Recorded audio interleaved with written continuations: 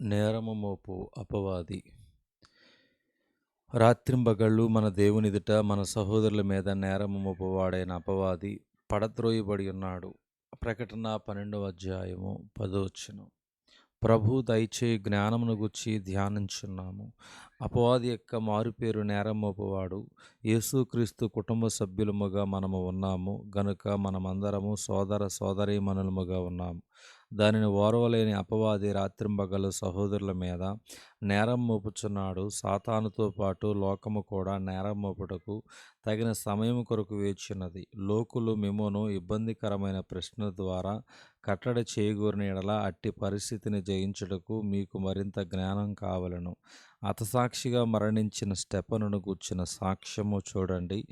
మాటలాడుట యందు అతడు అగుపరిచిన జ్ఞానమును అతన్ని ప్రేరేపించిన ఆత్మను వారు ఎదిరించలేకపోయారు.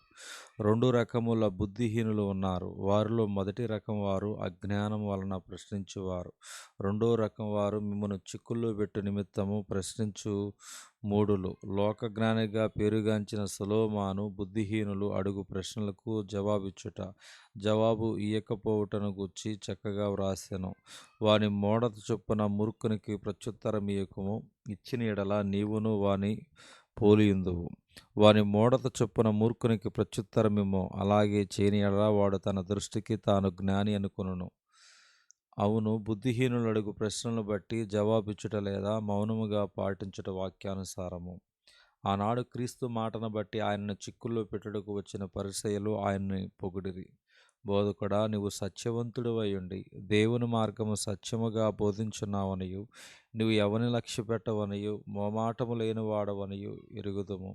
మత్తయి సువార్త 22:16. ప్రారంభములో అభినందించినట్లు ఉండినను వారు అడిగిన ప్రశ్న అభ్యంతరకరమైన ప్రశ్నగా ఉండెను. యెహోవా ఎదుట ప్రధాన యాజకుడైన యెహోషువ నిలవబడుటయు సాతాను ఫిర్యాది అతని కుడిపార్శ్వన నిలబడుటయు అతడు నాకు కనుపరచెను. జకర్యా గ్రంథం 3వ అధ్యాయం 1వ వచనం. దేవుడి దినవాక్యం దేవుడు దీవించునుగాక. ఆమేన్.